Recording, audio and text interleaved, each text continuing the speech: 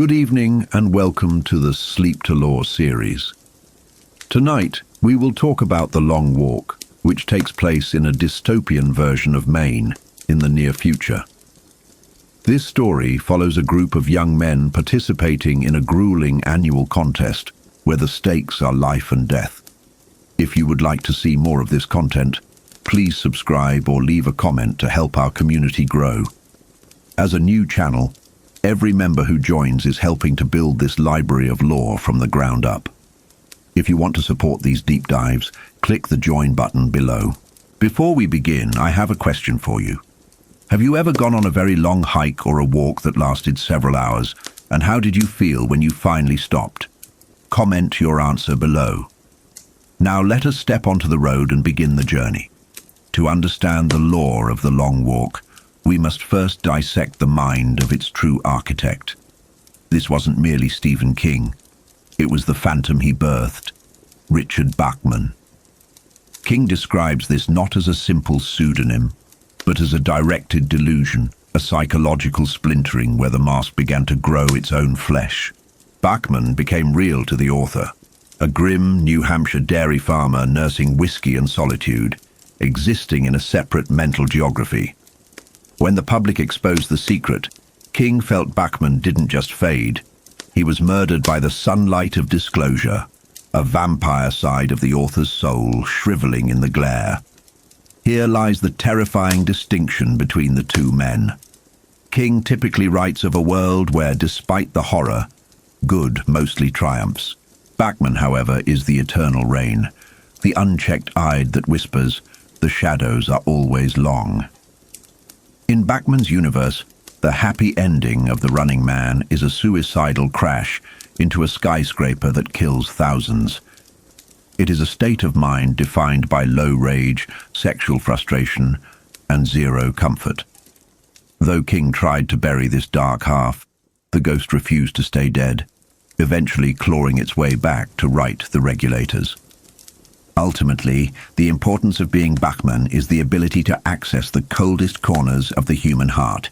A cellar where the monsters are real, the writer is cruel, and hope is just a lie we tell ourselves to sleep. Chapter 1. The machinery of the state is cold, precise, and insensate. It begins in the chill of a Maine morning at the guarded border between the United States and Canada. Here, we meet Ray Garrity, a 16-year-old boy about to feed himself into a grinder known as The Long Walk. He arrives in a tired blue Ford, accompanied by a mother who is already mourning him. The bureaucratic nature of this dystopian reality is immediately established not through grand exposition, but through the mundane terror of an ID check. A guard feeds Garrity's plastic card into a computer terminal, verifying his identity as ID number 4980189. The screen flashes a green OK, a digital permission slip for suicide. The psychological weight on Garrity is crushing. His mother is a fragile figure, her voice reduced to a conspiratorial whisper that Garrity dreads. She embodies the guilt of a parent who failed to stop the unstoppable.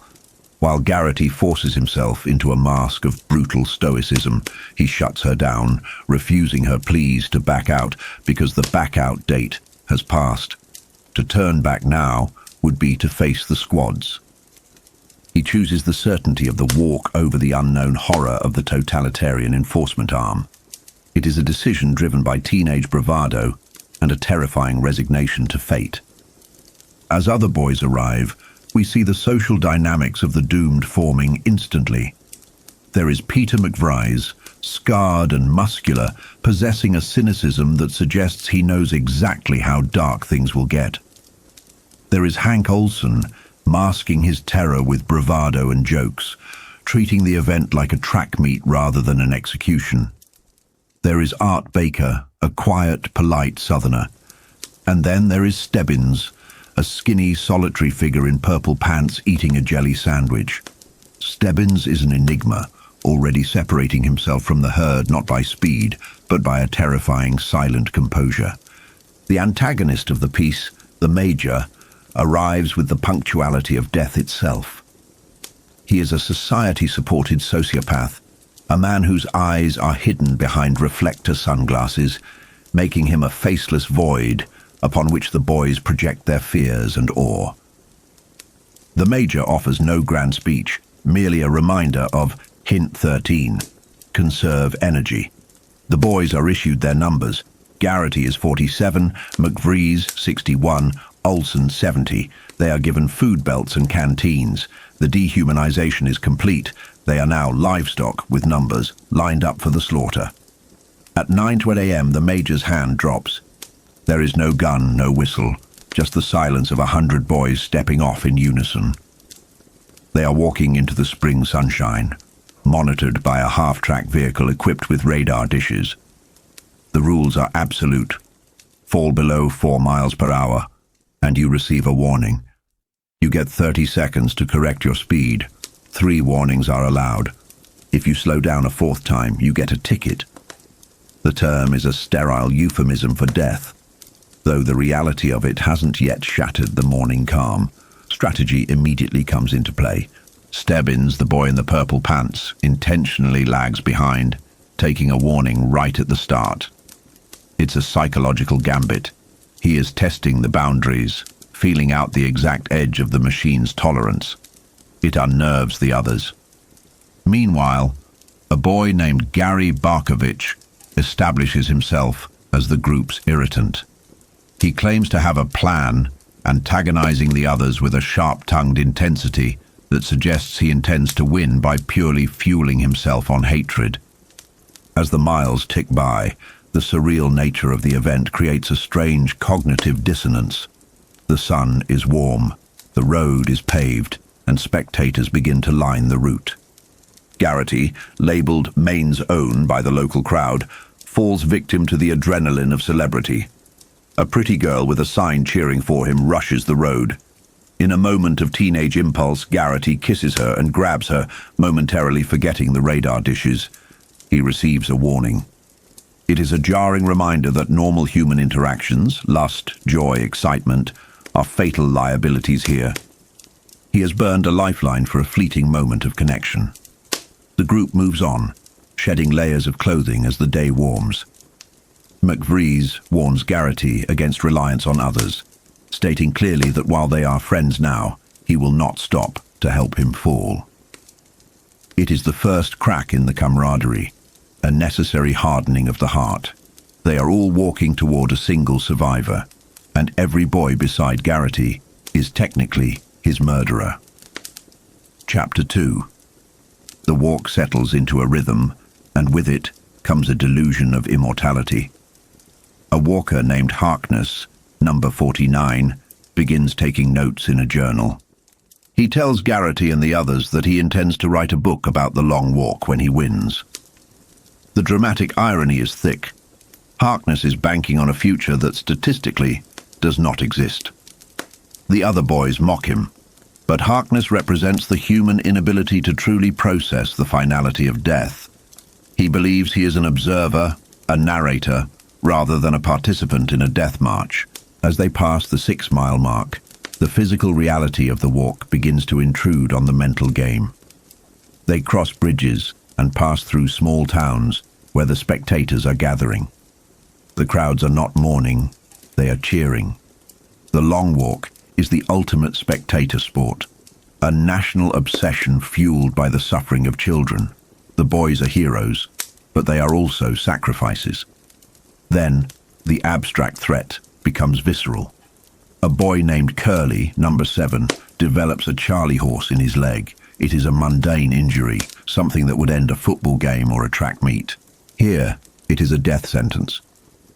The group watches with a mix of fascination and horror as Curly struggles. The radar tracks him mercilessly.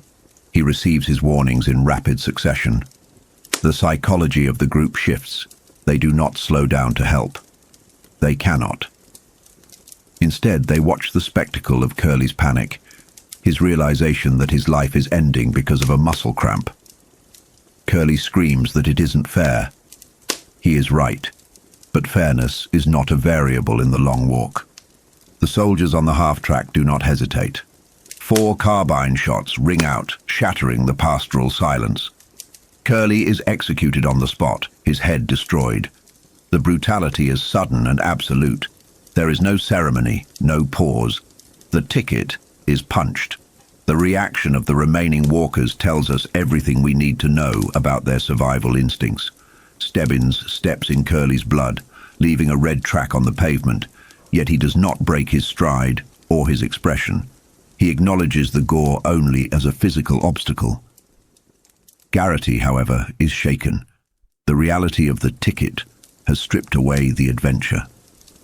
He looks at the spectators and sees a woman hiding her face, yet he also sees a fat man staring greedily at the violence. The crowd is complicit. They are there for the blood. As the shock of the first death settles, the boys instinctively bunch together for comfort, though there is no safety in numbers.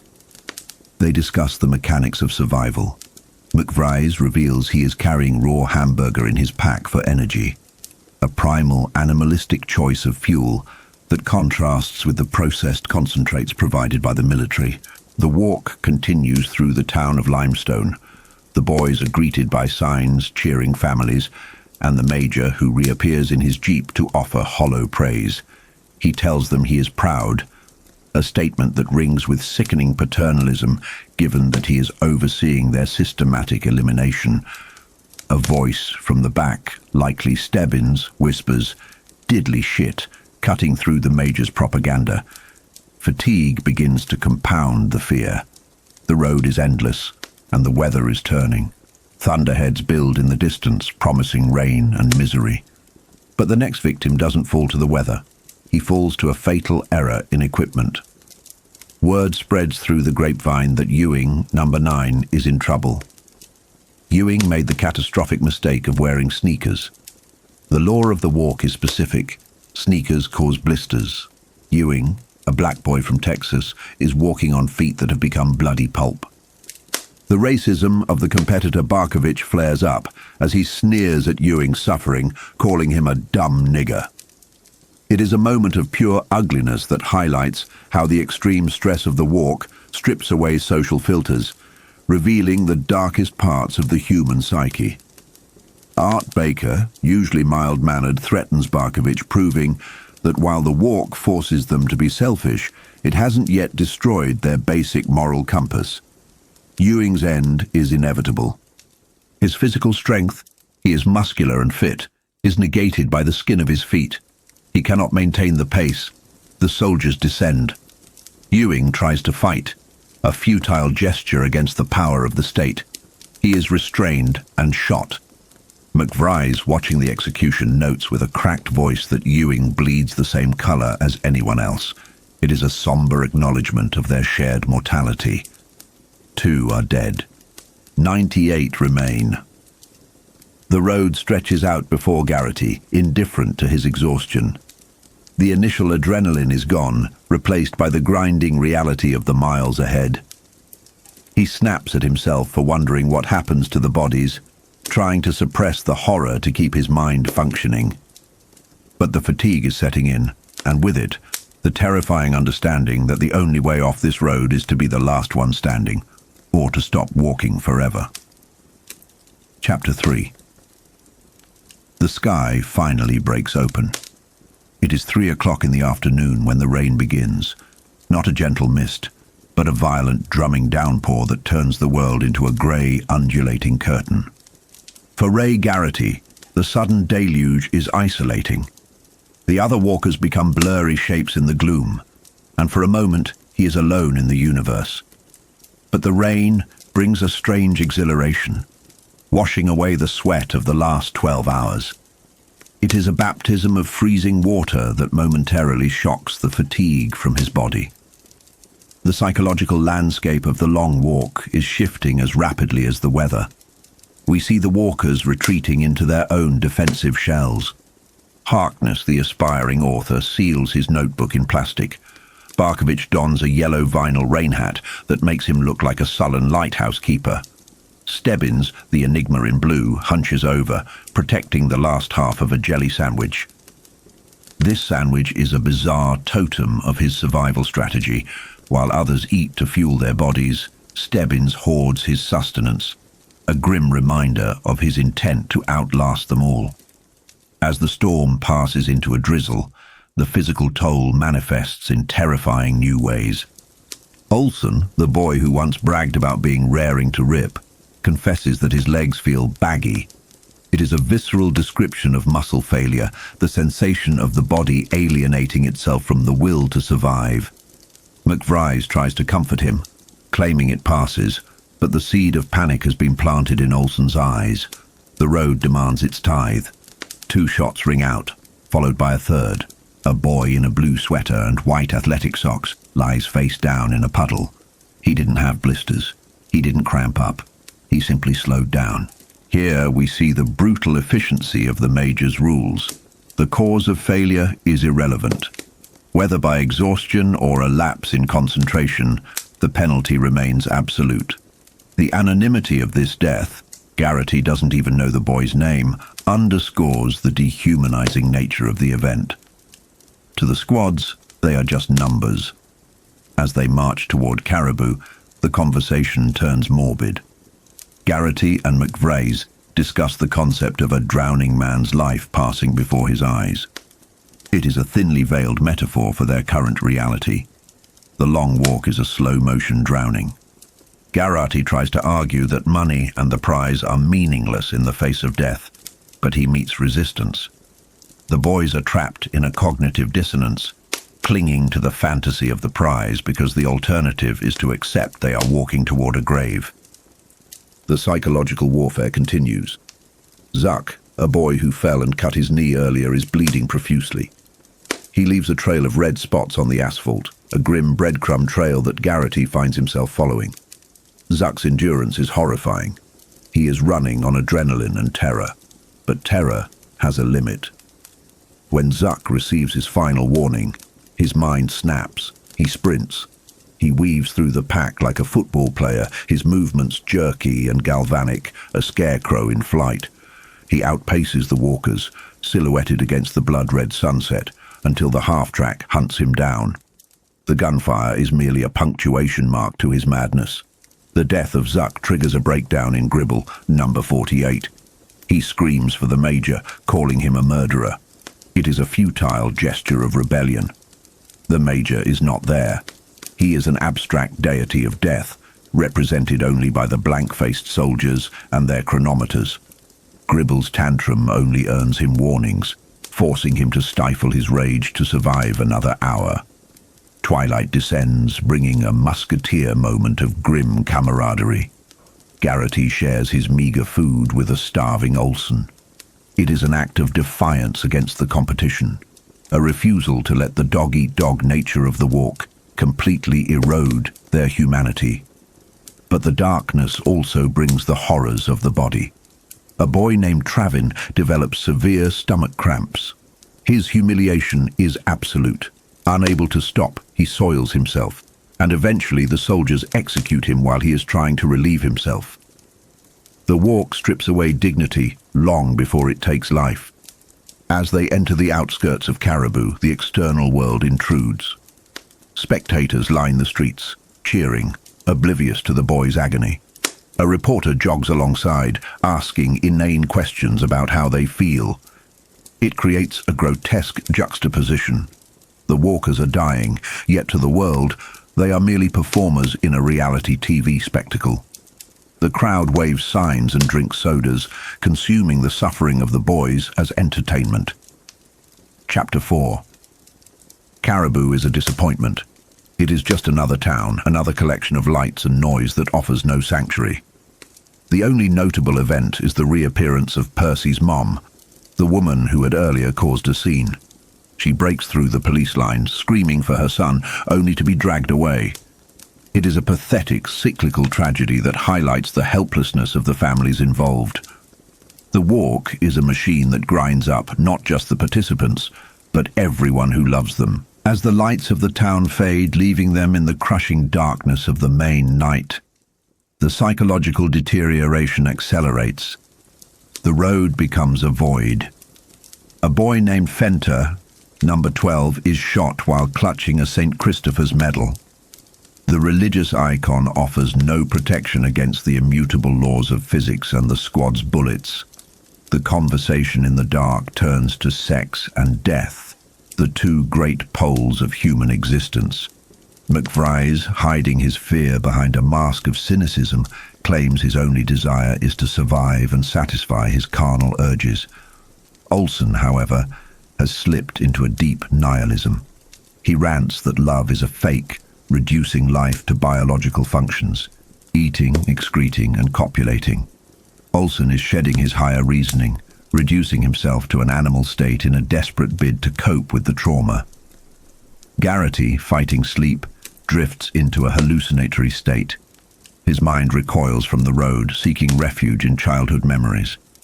He remembers the shame of playing doctor with a neighbor boy, the confusion of looking at naked women on calendars. These memories of shame merge with the shame of the walk. He is exposed, vulnerable, marching toward oblivion. The sleep he craves is dangerous. Dozing off means slowing down, and slowing down means death. McVry's has to physically wake him, saving his life. The bond between them is tightening, a lifeline in the dark. Then they hit the hill. It is a long, grueling incline that serves as a physical crucible. The fog obscures the top, making the climb feel infinite. The strain breaks the mind of a boy named Larson. In a moment of psychotic dissociation, Larson simply sits down. He smiles up at the soldier, claiming he just needs to rest for a while, as if the rules can be paused. He has retreated into a delusion where the walk is a game that can be stopped. The bullets shatter his delusion, and he is dragged away. The hill claims more victims. Barkovich, usually the tormentor, seems to be cracking, screaming challenges into the night. But it is Stebbins who ultimately dominates the psychological landscape of this chapter. As they crest the hill and descend into the cool relief of the night, Stebbins drifts alongside Garrity and McVry's. The quiet loner finally speaks, and he delivers a story of pure horror. He reveals that he watched a long walk end years ago. Stebbins deconstructs the myth of the prize. He describes the final moments, two boys, broken beyond repair, hobbling on bloody stumps. The loser, a big blonde boy, didn't just collapse. He threw his arms up in a Superman pose before falling, a final absurd gesture of grandeur. But it is the winner's reaction that haunts the narrative. The winner didn't celebrate. He crawled to the corpse of the loser and whispered into his shirt. This revelation reframes the entire event. The winner was not liberated. He was shattered. He sought communion not with the cheering crowds or the soldiers, but with the only other person who understood the hell they had endured, the dead boy. Stebbins' story plants a terrifying thought in Garrity's mind. Winning is not survival. The boy who wins the long walk is just the last one to die, his soul left behind on the road with the 99 ghosts of his competitors. As the chapter closes, the darkness is total. The gunfire resumes, claiming a boy in a football jersey. Garrity is left with the echo of Stebbins' story, walking into a night that seems to have no end.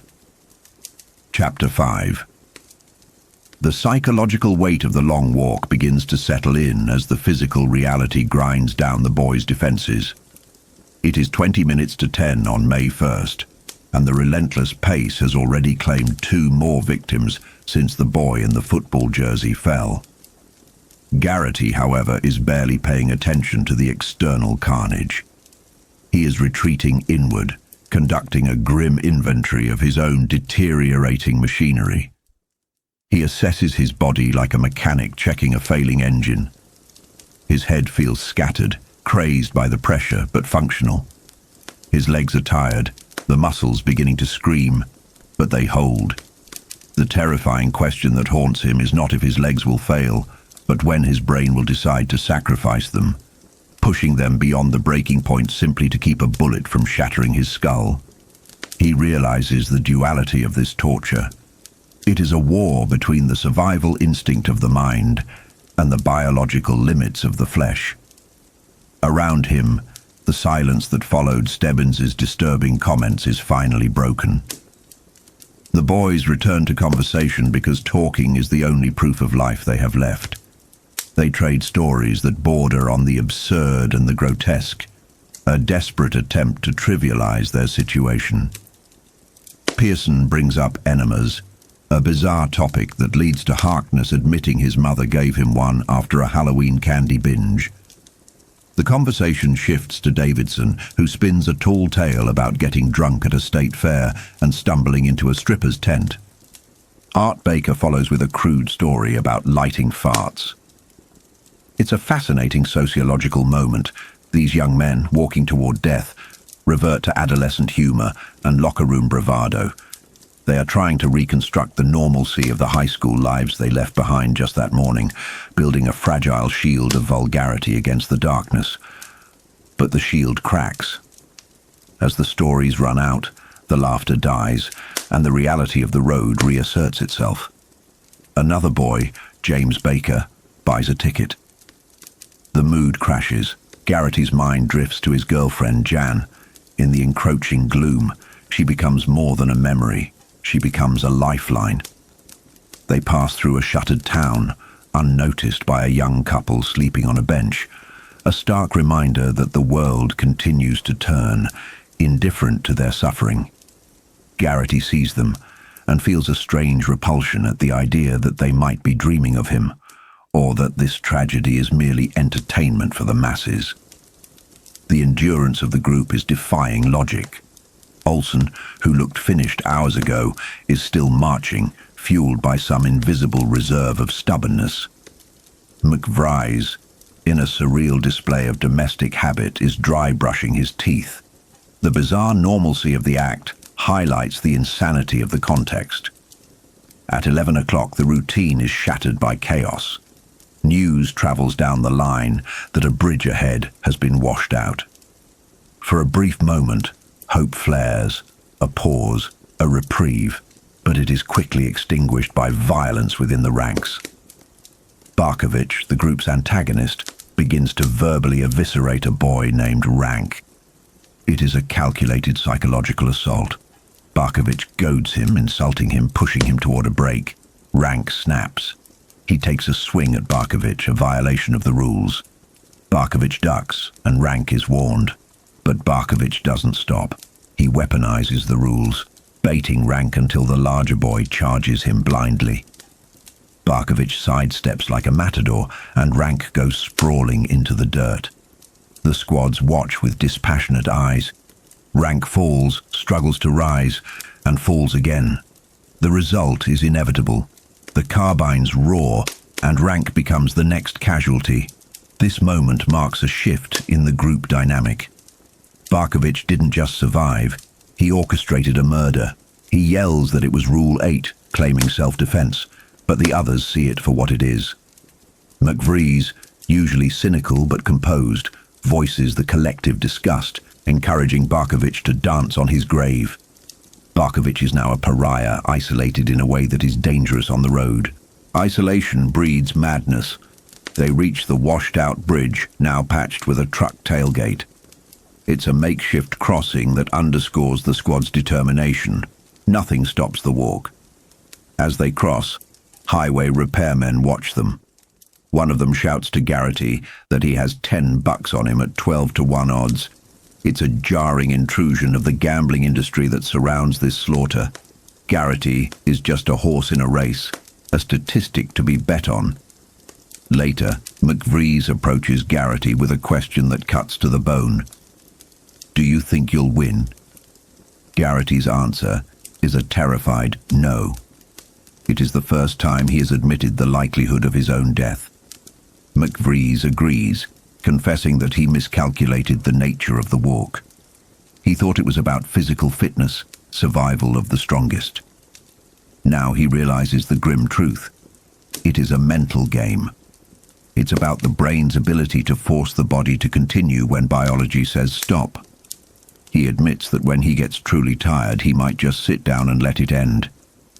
This confession alarms Garrity. McVrees is intelligent and perceptive, and if he has already accepted defeat, what chance does Garrity have? As midnight approaches, the darkness of the woods seems to press in physically. It is the hour of witches, and Garrity fights the urge to succumb to the sensory deprivation. He forces his mind back to Jan, replaying the sensory details of their relationship. The first kiss under plastic mistletoe, the feeling of her wool coat, the intimacy of learning to knit and dance together. He clings to these memories not just for comfort, but as a mental anchor.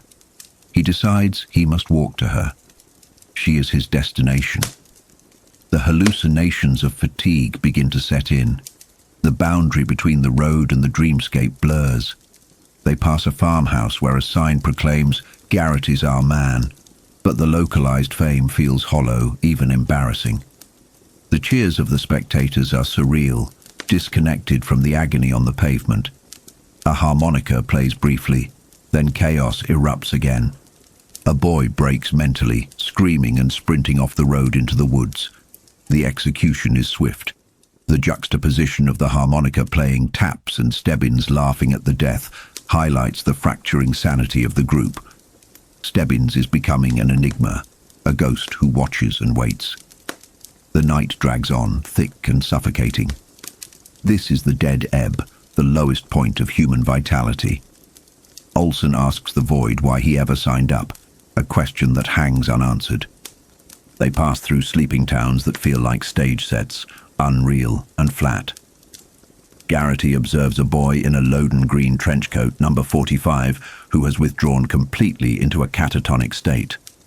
He is walking, but he is already gone. Garrity becomes obsessed with learning his name, frantically asking him, but McVrees pulls him back. He's dying.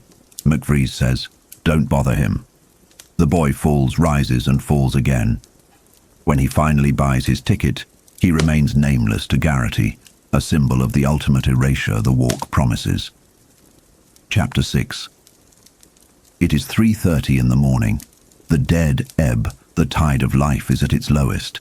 To Garrity, this stretch of time feels infinite. The count of the dead has reached 24. Garrity is fighting a seduction more powerful than any romance, the seduction of the pavement. He hallucinates the sensation of stopping, of letting his knees buckle and sinking onto the cool road. He imagines the relief of simply lying down and watching the stars until the end comes. It is a suicidal comfort, a siren song of surrender. He has to physically slap himself to break the trance, terrified by how close he came to simply giving up. He looks for familiar faces to ground himself. He finds Abraham, then McVrees. The disorientation is profound. At one point he panics, thinking he has wandered off the course entirely. The death of Davidson, the storyteller from earlier, hits him with a dull thud. His mind retreats to the memory of Freaky D'Alessio's funeral, the only dead body he had seen before this nightmare. That death was sanitized, clean, hidden in a coffin. The walk has stripped death of its dignity, leaving only blood and road rash.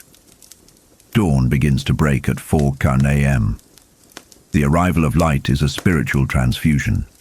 As the sun crests the horizon, the terror of the endless night evaporates, replaced by a manic, chemically induced euphoria. McVrees is walking while half asleep, drooling, but the sunlight revives him. He and Garrity share a moment of hysterical laughter, a release of tension so violent it nearly earns them warnings.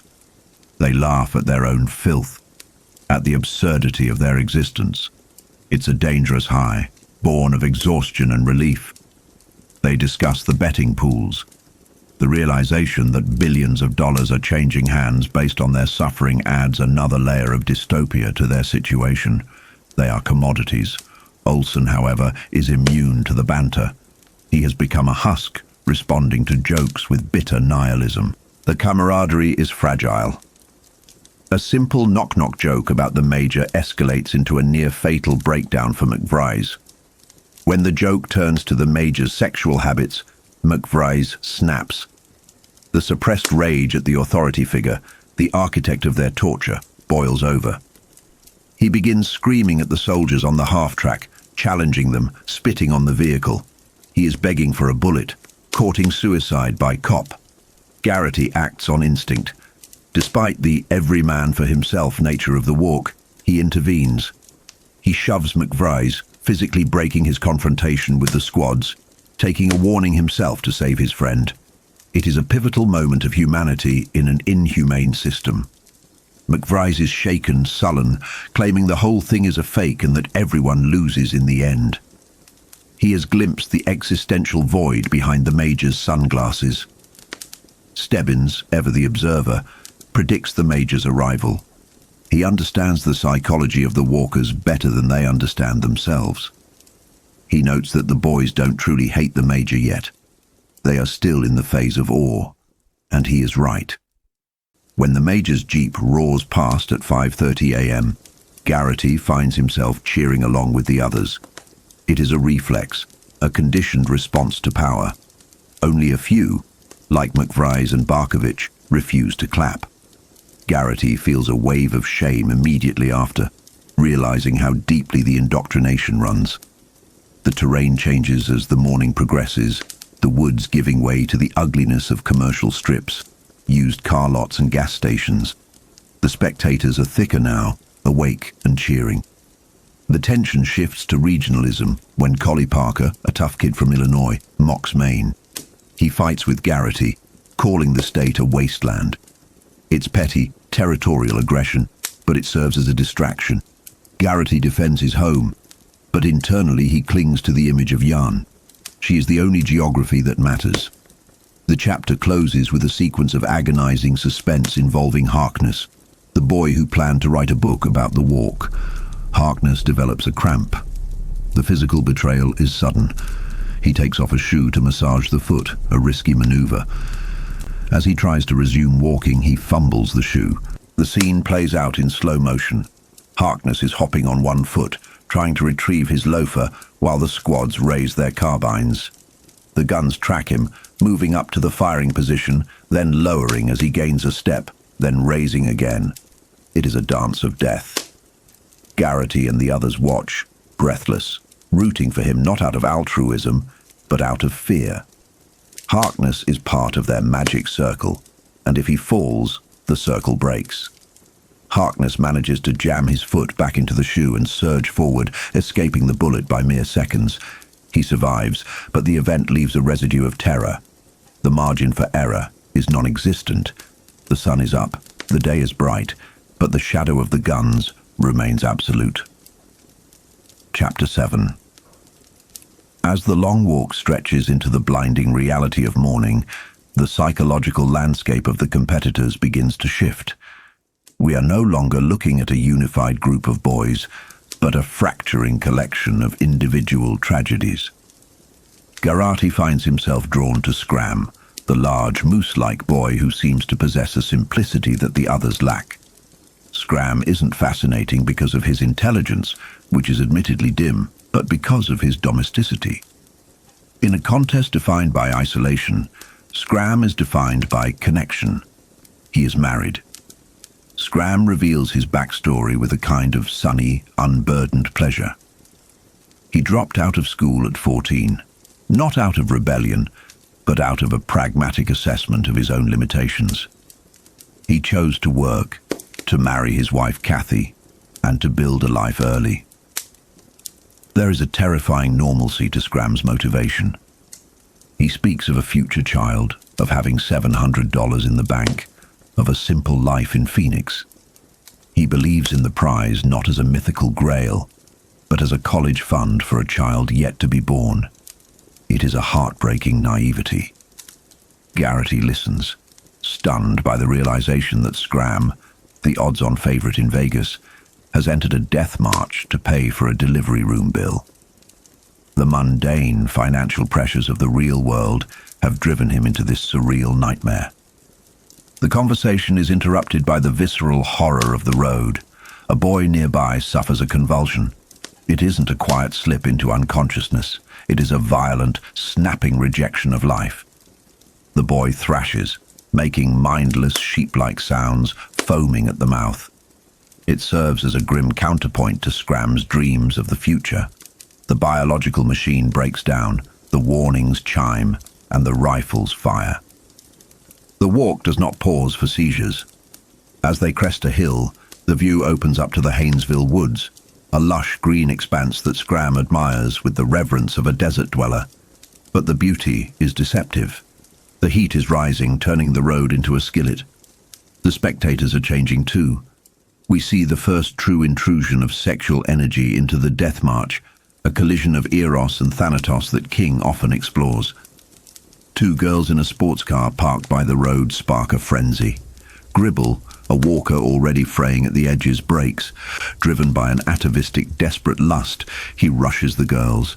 It is a pathetic, doomed attempt to grasp a moment of life before the end. He gropes, he kisses, he tries to force a human connection in the shadow of the half-track.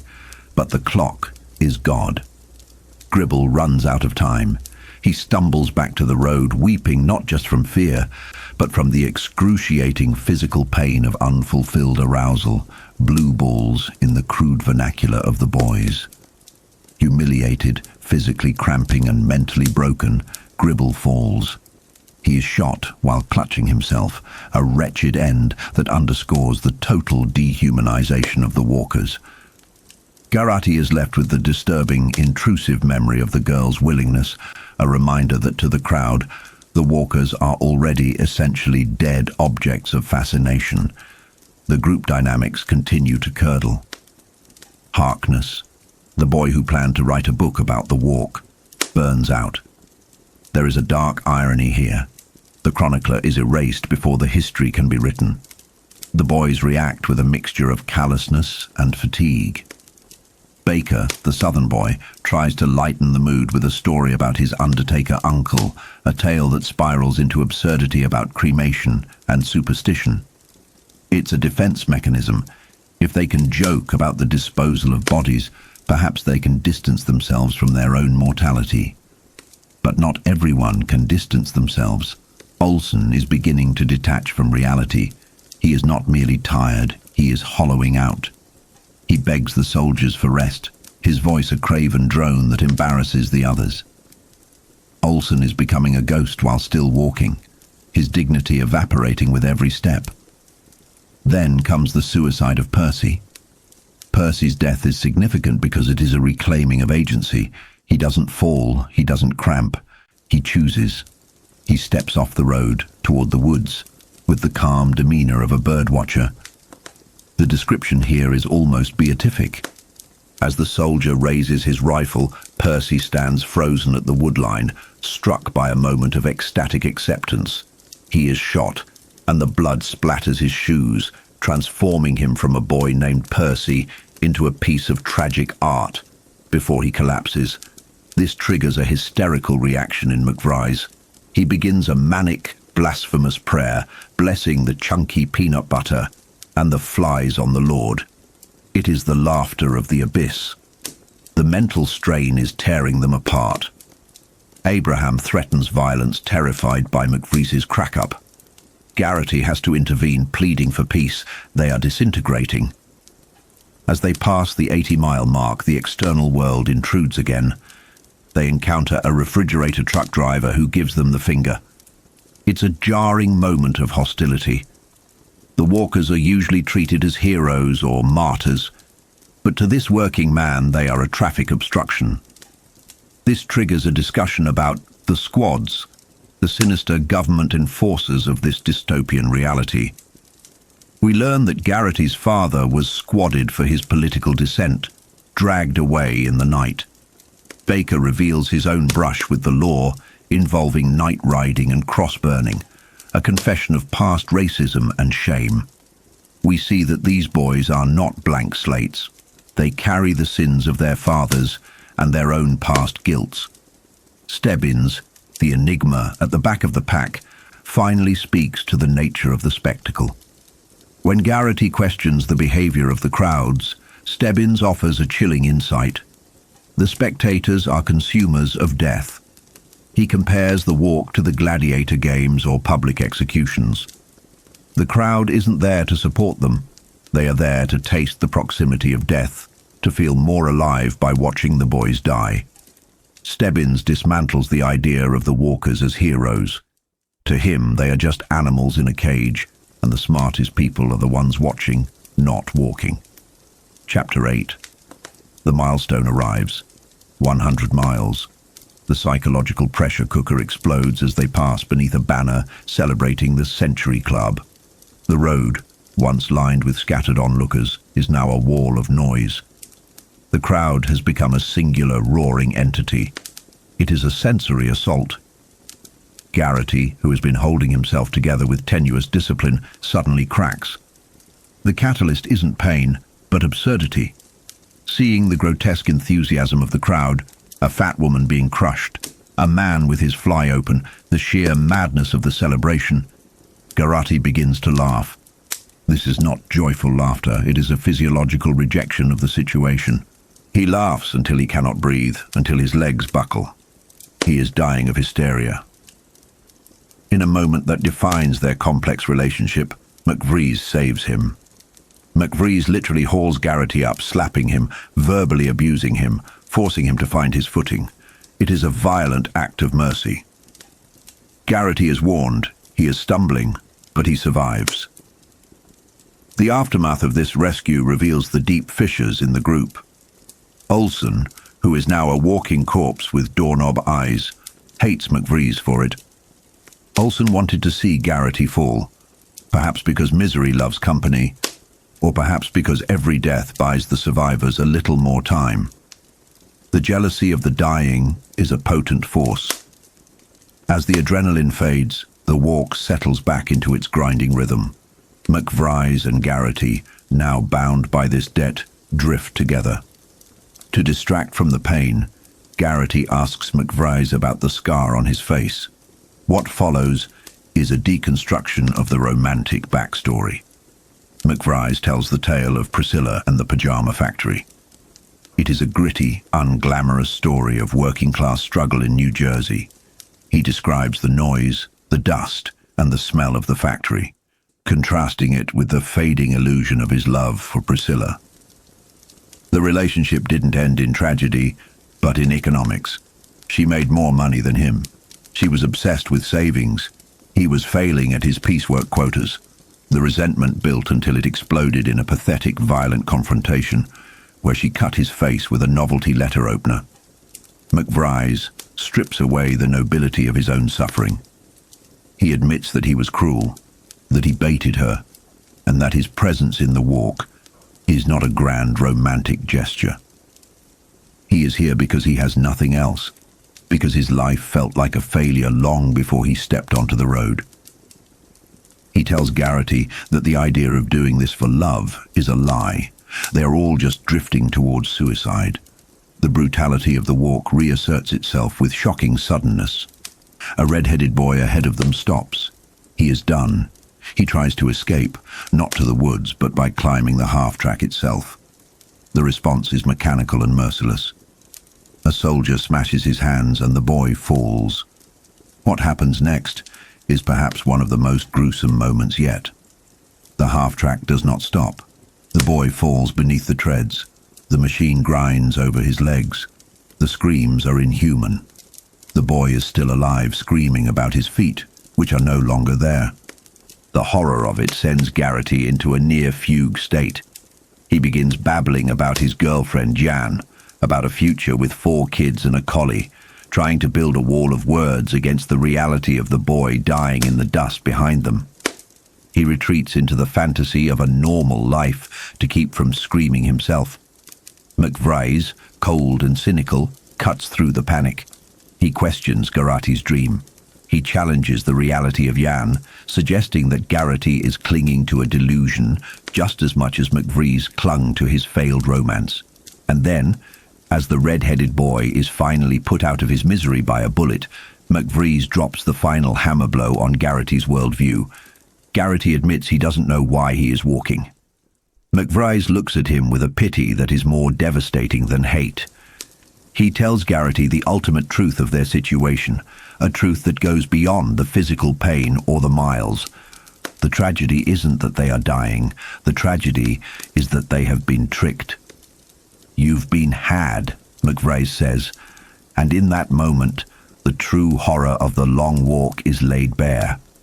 It is not a test of character. It is not a heroic journey. It is a meaningless waste of life, sold to them as a dream, consumed by the crowd as entertainment, and ending inevitably in the dust. Chapter 9. The relentless march continues, but now the enemy isn't just the miles or the fatigue. It is the sun. As noon approaches, the road transforms into an anvil, and the sky becomes a hammer. The temperature hits 80 degrees, but on the asphalt, under the direct glare, it feels like a furnace. This shifts the psychological landscape of the long walk. It is no longer just a mental game of endurance, but a physical battle against biology. The boys are beginning to cook in their own skin. Garrity takes stock of their grim progress. They are approaching Old Town, pushing past the 115-mile mark. The geography of Maine is becoming a blur of piney woods and monotonous pavement, a tunnel of heat that offers no escape. The squads, the soldiers on the half-tracks, become active again. The heat claims victims quickly. Tressler goes down with sunstroke, shot while unconscious. Another boy convulses, choking on his own tongue. Aronson cramps up, frozen like a statue on the white line, staring at the sun until the bullet takes him. The randomness of death is becoming undeniable. It doesn't matter how strong your will is if your electrolytes fail. Baker, the southern boy, is fraying at the edges. His anger is focusing entirely on the major. He fantasizes about disrespecting the major, about humiliating the man who organized this death march. It's a coping mechanism, a way to externalize the pain. If he can hate the major, he doesn't have to think about his bleeding feet. Pearson, meanwhile, is retreating into a different kind of fantasy, a pastoral dream of lying in a wheat field and composing poetry. It's a delirium of comfort, a stark contrast to the brutal reality of the road. Then there is Scram. Despite the blistering heat, he has caught a cold, his nose plugged, his face red and dripping. Yet, Scram remains the embodiment of raw, stubborn life force. He refuses to complain about the fatal nature of his situation, only about the code in his dose. But the group's attention is drawn to Olsen. Olsen has become a horrifying spectacle. He has withdrawn so deep inside himself that he may no longer be human. He hasn't eaten or drunk water in hours. He is a breathing gargoyle, a creature made of dust and dried saliva. Garrity looks at him and sees the end point of this entire ordeal. A hollow shell that keeps moving simply because it hasn't been told to stop. Stebbins had warned them about this. The darkness deep inside. Olsen is lost in that darkness now. As the road widens, the spectators return, thicker than before. But the festive atmosphere clashes violently with the boys' internal states. To the crowd, this is a holiday. To the walkers, it's a funeral procession. Then, a moment of surreal, chaotic mercy occurs. A caricature of an Italian man, Dom Lantio, appears with a station wagon full of watermelon on ice. It is a sensory shock. Bright pink, ice-cold watermelon in a world of grey road and blue uniforms. The troopers, enforcing the rigid cruelty of the walk, tackle the man and arrest him. But, in a final act of rebellion, Dom throws the melon slices into the crowd of walkers. For a few seconds, the rules of the long walk are suspended by sheer chaos. Garrity, McVrae, Abraham and Parker manage to snag pieces of the fruit.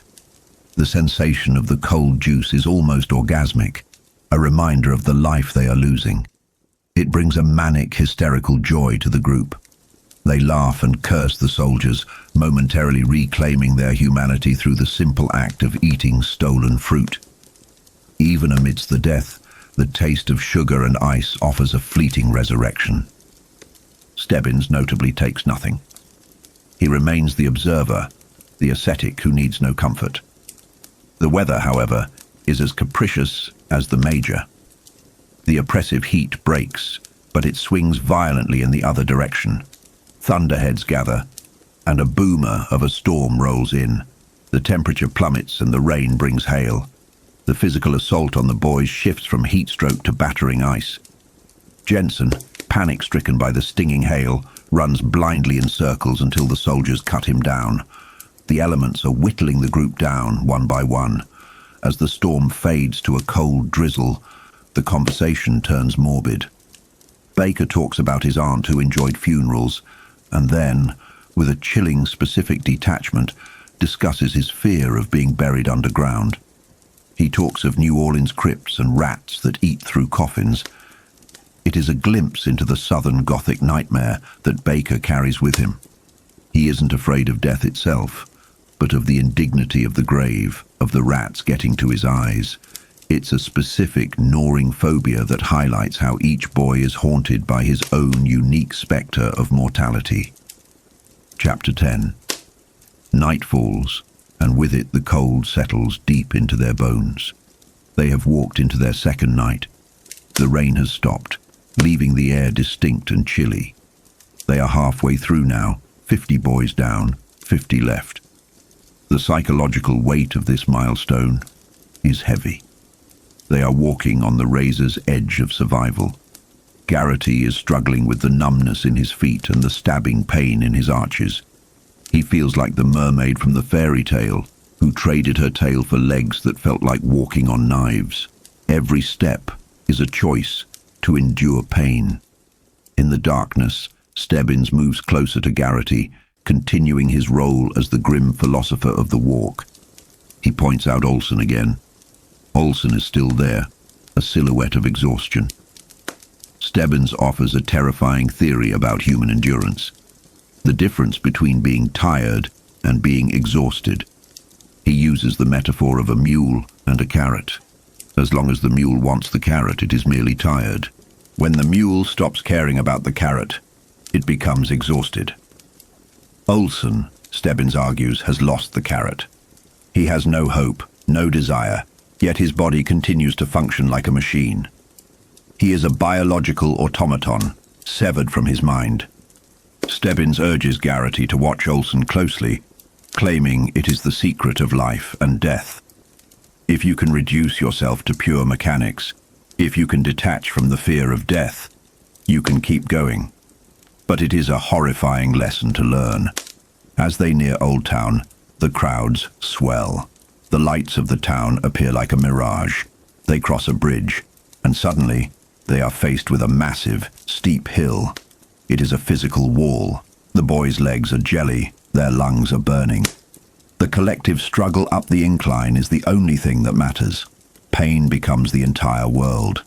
At the top of the hill, the roar of the crowd changes. They are chanting a name. Garrity, Garrity. He is in his home territory now. The students of Old Town High School are cheering for him as a local hero, but the adulation feels alien. Garrity is too far gone to feel pride. He is just a boy trying not to die, and their cheers are just noise in the darkness. Garrity, drawn by a morbid magnetism, moves to Olsen's side. He wants the secret. He wants to know how Olsen is still moving. But when he tries to speak to him, he finds only a broken mind. Olsen is delirious, muttering about God's garden being full of weeds. He asks the time, confused, believing it should be later. The tragedy of Olsen is that the ghost is still trapped in the machine, aware enough to be afraid but too broken to understand why. Then, the final breakdown occurs. Olsen, the boy who has been a walking corpse for hours, suddenly snaps. He yells that Jesus will save him and charges the half-track. It is not a heroic charge. It is a suicide run born of total mental collapse. The soldiers are ready. But Olsen, in a surge of final hysterical adrenaline, manages to grab a rifle from a soldier. The crowd screams. The other soldiers open fire. Olsen is gut-shot. The bullet rips through his stomach. But he doesn't stop. He is pumped full of lead, thrown from the vehicle, and yet he stands up again. This sequence is the most grotesque illustration of the Long Walk's horror yet. Olsen is literally falling apart. His intestines are spilling out of his body, slipping through his fingers like sausages. He tries to push them back in, a futile, instinctive gesture that defies all medical logic. He vomits blood and bile, yet he continues to walk. He is a testament to the terrifying durability of the human body even when destroyed. Abraham vomits at the sight. Stebbins, cold as ice, remarks that the soldiers gut shot him on purpose to prolong the agony, a warning to the others not to try to fight back. Olsen, on his knees, raises his hands to the sky. His final words are a heartbreaking confession of confusion. "I did it wrong." He falls dead, and the soldiers finish him off. The aftermath leaves Garrity weeping. He is traumatized not just by the death, but by the unfairness of it. McVries tries to comfort him, but McVries is cracking in his own way. He launches into a nihilistic rant. He calls Olsen magnificent and trivial. This is the core existential crisis of the walkers. They are performing feats of impossible endurance, suffering biblical agonies, yet to the world and the major, they are just numbers. Trivial bugs to be squashed.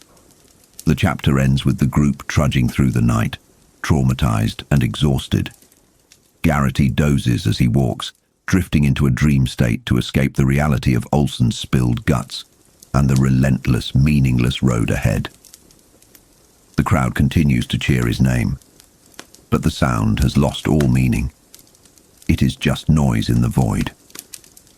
Chapter 11. The walkers cross into Old Town near the stroke of midnight, descending into a surreal, hallucinatory soundscape. For Ray Garrity, the passage through the town isn't a hero's welcome. It is a blurred, sleep-deprived nightmare. The environment itself turns hostile, with arc sodium lamps casting a sickly, shadowless orange glare that transforms friendly faces into ghoulish masks reminiscent of a crypt. The celebration is grotesque, a ticker-tape parade in the hinterlands, featuring shredded phone books and toilet paper raining down from above. This sensory overload serves to isolate the walkers further, turning the spectators into a distinct, alien species of voracious consumers. As they leave the populated center and move along the Stillwater River, the air grows heavy with the industrial stench of paper mills and chemical waste, a scent Garrity grimly associates with cancer. Here, the reality of their situation reasserts itself as the artificial lights fade into the dawn of May 3rd. McVries jolts Garrity from a trance. The rumor mill has churned out a new piece of intelligence. They are approaching the turnpike entrance, where a massive color guard awaits to deliver a 400-gun salute. The sheer absurdity of honoring men they are actively killing isn't lost on them. McVries, clinging to a shred of defiance, organizes a counter-salute, a collective raspberry from the remaining 46 boys. It's a desperate attempt to assert agency in a system designed to strip it away. As they march toward the on-ramp, the deteriorating condition of the group becomes undeniable. Scram, the gentle giant and odds-on favorite, is delirious. He hallucinates his wife, Kathy, his eyes fever-bright and void of recognition. The irony is palpable. The strongest body is being dismantled by a microscopic virus, pneumonia, rather than the road itself. They hit the entrance ramp, rising above the noise of the crowd into a temporary, eerie calm, lined by scarlet uniformed soldiers. The major's amplified voice commands the salute. The guns fire in 3 deafening volleys. It is a sensory assault that makes Scram moan in pain. When McVries tries to lead the boys in their retaliatory raspberry, the result is pitiful. A small noise of defiance swallowed by the vast darkness. The soldiers remain stone-faced. The walkers are then swallowed by the turnpike, Interstate 95, a monotonous stretch of concrete that promises nothing but miles of endurance. The psychological fracturing continues. Garrity drifts into a fugue state, his mind detaching from the agony of his feet. He recalls violent childhood memories, blending past trauma with present horror.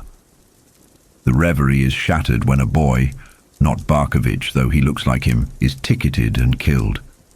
The monotony of the road allows Garrity to retreat inward, focusing on sexual fantasies of his girlfriend Jan, to block out the pain. But the body has its own demands. In a scene that underscores the utter dehumanization of the walk, Garrity is forced to relieve himself on the roadside under the glare of spotlights and the jeers of the crowd. He survives the humiliation, and his ability to laugh about it afterward with McVries and Baker signals a terrifying adaptation. Shame is a luxury the dying cannot afford.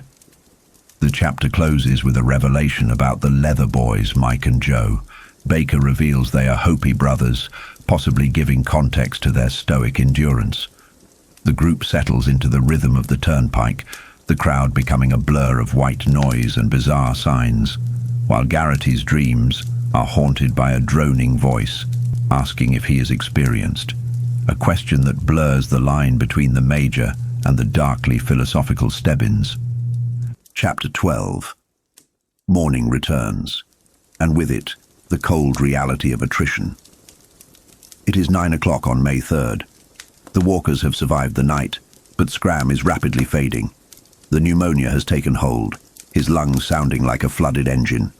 The tragedy of Scram is that he is the most alive among them, married, driven, physically superior, yet he is being erased by simple biology. Recognizing the inevitable, McVries initiates a grim act of solidarity. He proposes that the eventual winner of the walk take care of Scram's widow, Kathy. This pact represents a desperate grasp for meaning, a way to ensure that Scram's death, and perhaps their own, serves a purpose beyond the Major's game. Garrity takes on the burden of approaching the other walkers. When he asks Barkovich, the response exposes the raw nerves beneath Barkovich's abrasive exterior. At first, Barkovich mocks the idea, screaming at the dying Scram for his stupidity. But when Garrity turns away, Barkovich crumbles. He grabs Garrity, desperate to be included, rewriting his own history to paint himself as a misunderstood victim rather than an antagonist. It is a chilling glimpse into the mind of a boy who is terrified of dying hated. He agrees to the pact not out of charity, but out of a pathetic need for validation. Stebbins, conversely, agrees with a nihilistic shrug. He views the pact as a bulwark against mortality, a way for the walkers to pretend they have control.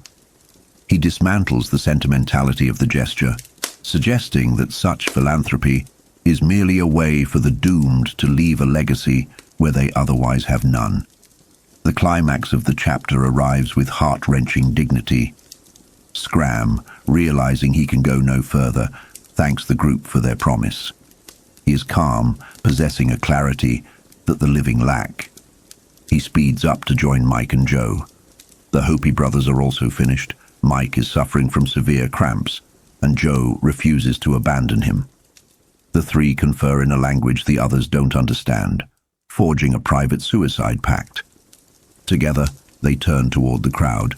The spectators, sensing the aura of death, recoil in horror. Scram shouts a vulgar final defiance at the world, while Mike speaks in his native tongue. They sit down on the road, cross-legged. It is an act of supreme will. They choose the time and manner of their end. They do not fall. They stop. As the walkers leave them behind, the guns fire. The silence that follows is heavy with the weight of their departure, leaving McVries to whisper a warning that the winner had better keep their promise to Scram's widow. Chapter 13. By 2 in the afternoon, the horror of the walk is punctuated by the absurd banality of boredom. Baker and Abraham are matching dimes, gambling small change in a contest where the only real currency is life. The playfulness is shattered in an instant when Garrity is struck by a catastrophic leg cramp. This is the most visceral physical threat Garrity has faced. The pain turns his leg to clenched marble. The narrative slows to a crawl, mirroring Garrity's perception of time. As he collapses to the pavement, the camaraderie of the road evaporates. His friends, Baker, McVries, pass him by. The psychological terror of the countdown begins. The warnings come. First, second, third. Garrity is isolated in the middle of the road, massaging the knot of muscle with the desperation of a man trying to untie a bomb. The soldier standing over him is described not as a murderer, but as a neutral force of nature, a handsome, emotionless figure checking a chronometer. The prose highlights the intimacy of the execution. Garrity stares into the tunnel of the rifle barrel, noticing the soldier's wedding ring. He is 2 seconds from death. The safety catch clicks off, a sound like a snapping branch. At the absolute precipice, the cramp releases. The rush of adrenaline propels Garrity up and forward. He survives, but the experience leaves him scarred. He has peered over the edge and seen the void. When he catches up to McVry's, the conversation shifts to the origins of their participation, exploring the fatalism that brought them here. Garrity reveals that he signed up almost by accident, trapped by social expectation and his own pride. His girlfriend, Jan, and his mother's partner, Dr. Patterson, tried to stop him, but their logic only hardened his resolve. He couldn't back down because he felt observed by the town, by the expectations of being prime. It is a tragedy of inertia. He is walking to his death because he was too stubborn to say no. McVries shares his own backstory, which serves as a foil to Garrity's. His family actively tried to save him, physically restraining him, but the squads intervened. The state's machinery is inescapable. McVries's cynicism is revealed to be a defense mechanism against the randomness of their fate. As the afternoon wears on, the group passes through a psychological landscape littered with discarded hopes. A dog runs onto the road and is brutally shot, a reminder that innocence is no shield here. A small child wanders into the lane and is merely swept aside, highlighting the arbitrary nature of the rules. The chapter concludes with a darkening sky and a darkening mood. The walkers are approaching Augusta. They drop back to walk together, Garrity, McVries, and Baker, forming a triumvirate of the doomed. They are joined by Abraham, who shares the absurdity of his own selection. He wrote his entry essay as a joke, a sarcastic mockery of the system, only to be taken seriously. The irony is suffocating. Abraham, the Joker, is now walking to his death because the state has no sense of humor. As they pass a sign for Augusta, the reality settles in. They are founding fathers of their own mobile nation of death, marching endlessly toward a night that promises no relief. Chapter 14. The road to Augusta becomes less of a highway and more of a descent into a loud, neon-lit underworld. The physical toll of the walk is compounded now by the psychological assault of the spectators. The crowd has ceased to be a collection of individuals. In the eyes of the exhausted walkers, it has coalesced into a single, ravenous entity, a beast with a million eyes and one roaring voice, hungry for spectacle and sacrifice. It is a terrifying realization of mob mentality, where the observers are as much a part of the killing machine as the soldiers on the half-tracks. The sensory overload is apocalyptic. The lights of the city glow with a radioactive intensity, reminding Garrity of war footage, while the noise is a physical weight pressing down on them. In this chaotic tunnel of noise, the boys regress, huddling together like frightened cattle in a storm. The camaraderie is no longer just about friendship. It is a primal defense mechanism against the devouring nature of the audience. Here, the horrific reality of their physical disintegration takes center stage with Milligan. He doesn't just fall, he collapses in a way that erases his identity, sliding forward until the asphalt grinds the tip of his nose away. It is a grotesque, dehumanizing end that signals the cessation of cheering from the walkers. The reality of the pavement is absolute. Amidst this chaos, the relationship between McVries and Garrity takes a strange, desperate turn. In the dark, surrounded by death, McVries makes a proposition that blurs the lines between sexuality, dominance, and the simple, desperate human need to be touched before dying. It's a jarring moment that highlights how the walk strips away social norms, leaving only raw nerve endings and a frantic grasp for connection. Garrity's confusion and McVree's subsequent bitterness reveal the emotional fractures widening under the stress. They are all looking for a way to feel alive, or perhaps a way to be punished, to make sense of the senseless. Then, the psychological dam breaks for Barkovich. The boy, who had planned to dance on everyone's graves, finally cracks under the isolation he created for himself. His breakdown is tragic and absolute. He begins ranting about plastic feet, a delusion where he can replace his failing flesh with something indestructible. It represents the walker's ultimate fantasy, to shed the vulnerable human body. But Barkovich's mind goes before his legs do. In a fit of mania, he tears out his own throat, a final violent reclamation of control. He kills himself before the squad can. The horror of it ripples through the remaining boys, a grim omen that the mind will likely snap before the body gives out. As the night deepens and they push past the carnage, the group dwindles. The camaraderie of the musketeers persists, but it is thinning, stretched taut over the bones of their exhaustion. They are walking through a graveyard of their own making, suspended in a time where the only reality is the road, and the only future is the next mile. Chapter 15. Morning brings a white, suffocating fog, changing the atmosphere from the violent chaos of the city to a ghostly, silent limbo. The sensory deprivation is almost worse than the noise, trapping each boy in his own head. Only 26 walkers remain. The group has solidified into a grim fraternity. Garrity, McVree's, Baker, Abraham, Parker, and the enigma, Stebbins.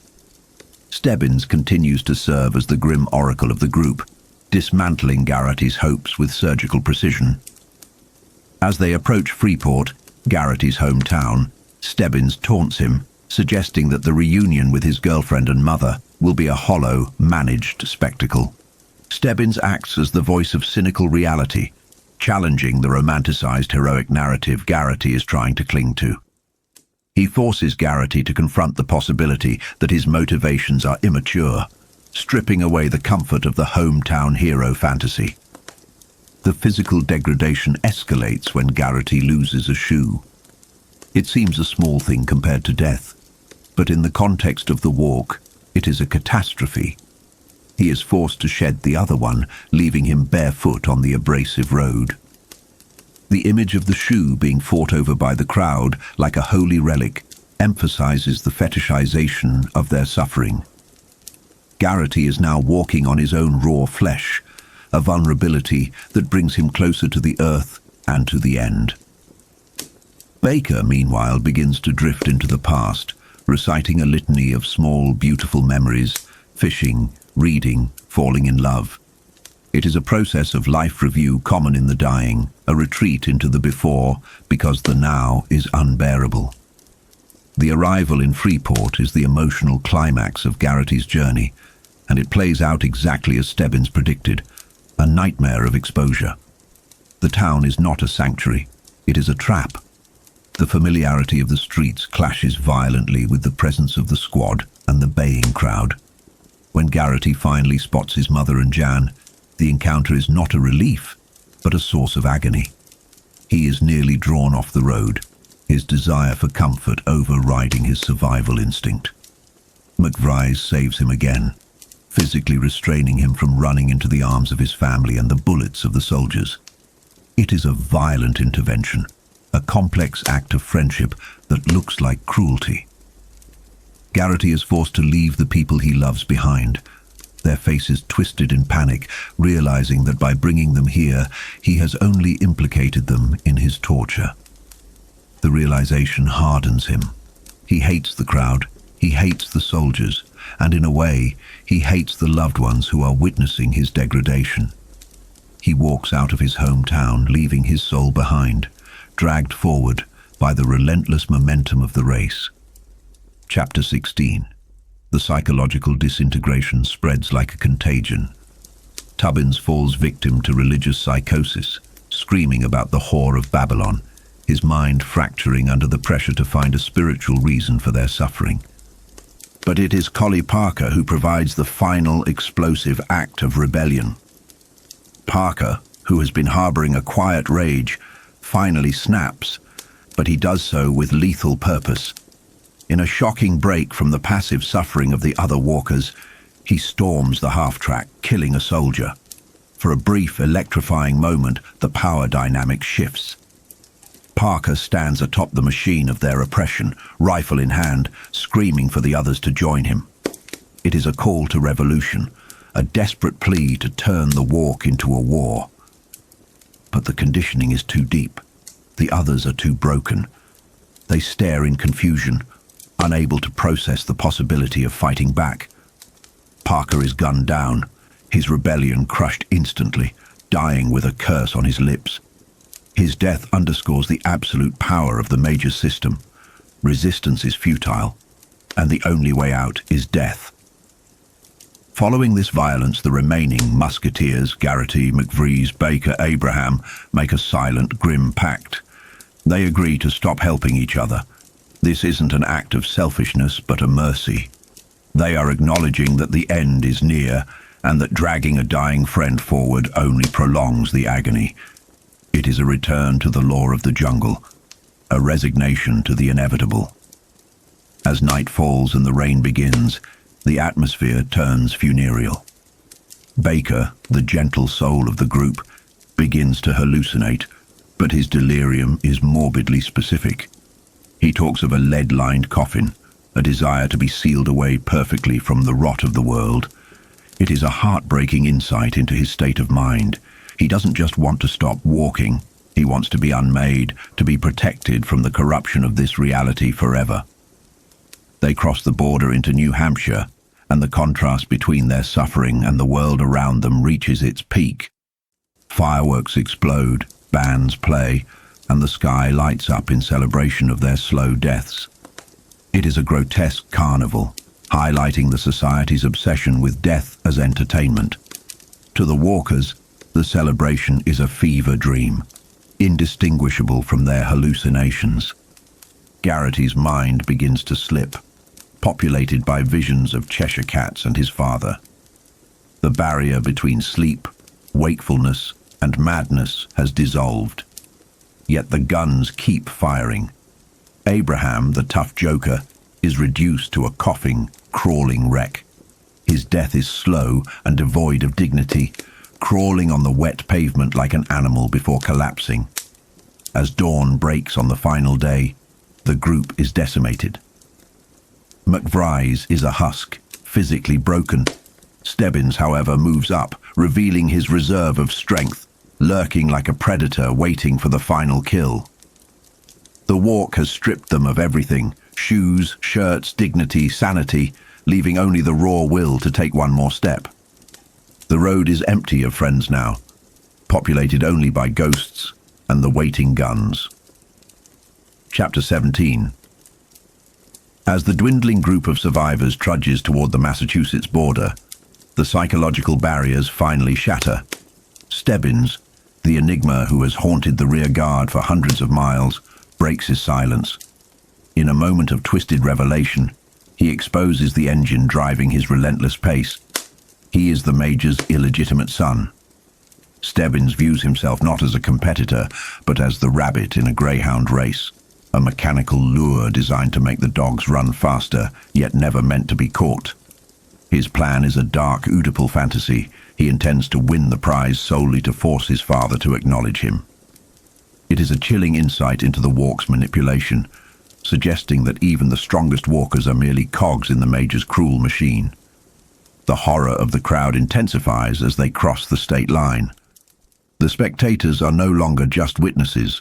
They are a consuming maw, their collective roar driving the walkers to madness. George Fielder succumbs to this auditory assault, his mind snapping in a frenzy of paranoia before he is executed. But the true heartbreak arrives with Arthur Baker. He begins to hemorrhage internally, a quiet, biological betrayal. Baker's final moments are intimate and devastating. He doesn't fear death, but the corruption of his body, begging Garrity for a lead-lined coffin. It is a plea for permanence in a world that treats them as disposable. Baker's death strips away the last layer of camaraderie, leaving Garrity alone with the two strongest competitors, weeping for a friend whose hand he can no longer hold. Chapter 18. The finale dissolves into a hallucination of exhaustion and delirium. Reduced to a trio, Garrity, McVraes and Stebbins, reality begins to blur. Garrity attempts to tell a fairy tale, but his mind fractures, spinning a story of a white knight that mirrors their own futile quest. Here, the complex bond between McVraes and Garrity reaches its tragic zenith. McVraes, sensing Garrity's imminent collapse, chooses self-sacrifice. He doesn't just quit. He sits down with a serene, monk-like acceptance, effectively giving his life to buy Garrity a few more steps. It is the story's most profound act of love, a rejection of the game's survivalist logic. Now it is a duel of attrition. Garrity, convinced he cannot outlast the iron-willed Stebbins, prepares to surrender. He approaches his rival, ready to concede, only to discover the fragility of the human machine. Stebbins, the seemingly invincible rabbit, simply ceases to function. The biological reality catches up to the psychological drive, and he dies not with a bang, but a sudden collapse, eyes filled with a final, desperate plea for connection.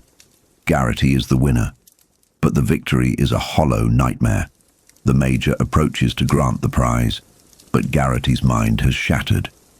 He no longer sees the Major or the jeep. He sees only a dark figure beckoning him from the road ahead. In a terrifyingly ambiguous conclusion, Garrity ignores his salvation and runs toward the hallucination. The walk, for him, has transcended physical reality. He has won the game, but he has lost his soul to the road, doomed to march toward a finish line that forever recedes into the darkness. The horror isn't that he died, but that he can no longer stop walking. Thank you for watching, and please subscribe to Horror Tales for more deep dives into the lore of Stephen King novels.